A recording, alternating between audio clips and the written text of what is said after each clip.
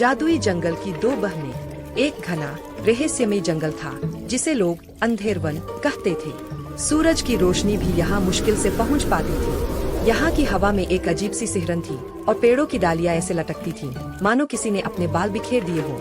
इस जंगल के किनारे एक छोटा सा गांव था जिसका नाम था शांतिपुर। नाम के बिल्कुल विपरीत गांव के लोग हमेशा डर और अंधविश्वास में जीते थे। उनका मानना था कि जंगल में बुरी आत्माएं और चुड़ैलें रहती है जो गांव पर बुरी नजर रखती है।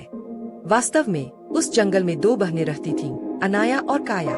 वे कोई बुरी चुड़ैलें नहीं थीं, बल्कि एक प्राचीन जादुई जाति की आखिरी वंशज थीं, जिन्हें लोग वंदेविया कहते थे। उनकी माँ, जो एक शक्तिशाली जादूगरनी थी, ने उन्हें यह ज्ञान दिया था कि असली जादू प्रकृति में है, न कि किसी मंत्र या टोटके में।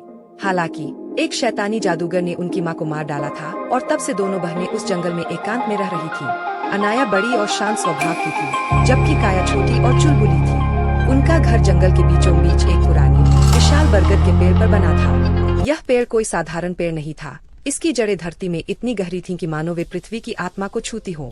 उनकी झोपड़ी, जो पेड़ की शाखाओं से बनी थी, चारों ओर से रंगीन जादुई बेलों से घिरी रहती थी।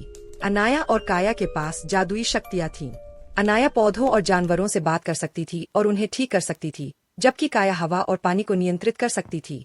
वे अपनी शक्तियों का उपयोग केवल जंगल की रक्षा के लिए करती थीं। एक दिन शांतिपुर गांव में एक अजीब बीमारी फैल गई। गांव के बच्चे धीरे धीरे मुरझा रहे थे, उनकी आंखों की चमक गायब हो रही थी और शरीर कमजोर पड़ रहा था। गांव के वैद्य ने कई जड़ी बूटियां दीं, पर कोई फायदा नहीं हुआ। गांव के मुखिया ने एक तांत्रिक को बुलाया, जिसने तुरंत यह निष्कर्ष निकाला कि यह सब जंगल की चुड़ैलों का काम है। उन चुड़ैलों ने हमारे बच्चों की आत्माएं चुरा ली है, तांत्रिक ने जोर से कहा। अगर हमें अपने बच्चों को बचाना है तो हमें उस जंगल में जाकर उन चुड़ैलों को खत्म करना होगा। यह सुनकर गांव के लोग डर गए, लेकिन उनमें अपने बच्चों को बचाने का जुनून था। उन्होंने मशाले और लाठियां लीं और जंगल की ओर चल पड़े। अनाया और काया, जो अपनी झोपड़ी में बैठी थीं, ने हवा में बढ़ती हुई घबराहट और गुस्से को महसूस किया। अनाया ने अपनी जादुई दृष्टि से देखा कि गांव वाले उनकी ओर आ रहे हैं। दीदी, काया ने घबराकर कहा, वे लोग हमें मारने आ रहे हैं। हमें क्या करना चाहिए? अनाया ने शांत रहते हुए कहा, काया, घबराओ मत, हम उनसे लड़ेंगे नहीं। हमें समझना होगा कि वे ऐसा क्यों कर रहे हैं।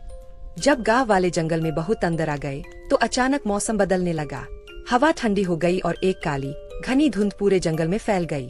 तांत्रिक ने इसे जादू का असर बताया और लोगों को और भी डरा दिया।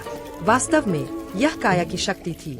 वह उन्हें रोकने की कोशिश कर रही थी, लेकिन एक व्यक्ति, जिसका नाम रुद्र था, जो एक बहादुर और समझदार युवक था, ने आगे बढ़कर कहा, रुको, यह कोई जादू नहीं है। हवा बदल रही है और हम रास्ता भटक रहे हैं। गांव वालों ने रुद्र की बात सुनी, क्योंकि वह हमेशा सही बात कहता था। वे रुक गए, लेकिन तांत्रिक ने उन्हें उकसाना जारी रखा। उसी समय अनाया ने अपनी जादुई शक्तियों से एक जादुई रोशनी बनाई, जो उन्हें एक साफ रास्ते की ओर ले गई। यह रास्ता उस नदी की ओर जा रहा था, जहाँ से गांव को पानी मिलता था। जैसे ही वे नदी के पास पहुँचे, उन्होंने देखा कि नदी का पानी काला और गंदा हो गया है। वहाँ कई विषैले पौधे उगाए थे, जिनकी वजह से पानी दूषित हो गया था। रुद्र ने तुरंत समझ लिया कि बच्चों की बीमारी का कारण यह दूषित पानी है, न कि कोई चुड़ैल। अनाया और काया ने देखा कि गांव वाले अपनी गलती समझ रहे हैं। वे अपनी झोपड़ी से बाहर आईं और उनके सामने खड़ी हो गईं। गांव वाले डर के मारे पीछे हट गए। तांत्रिक ने चिल्लाकर कहा, मैंने कहा था, ये चुड़ैलें हैं। लेकिन रुद्र ने आगे बढ़कर अनाया से पूछा, तुम कौन हो? क्या तुमने ही यह सब किया है? अनाया ने शांत भाव से जवाब दिया, नहीं, हम कोई चुड़ैलें नहीं है। हम इस जंगल की रखवाली करने वाली वंदेविया है। यह पानी हमारे कारण नहीं, बल्कि एक शैतानी जादू के कारण दूषित हुआ है। यह सुनकर तांत्रिक ने एक और चाल चली।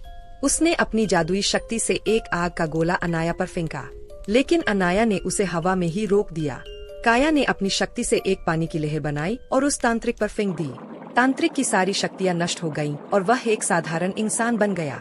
अनाया ने गांव वालों को समझाया कि उनकी मां की मृत्यु के बाद एक दुष्ट जादूगर ने उनके जंगल को दूषित करना शुरू कर दिया था।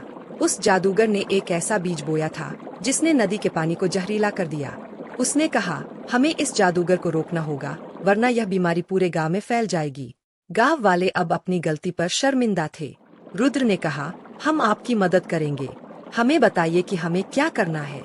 अनाया और काया ने मिलकर गांव वालों के साथ एक योजना बनाई।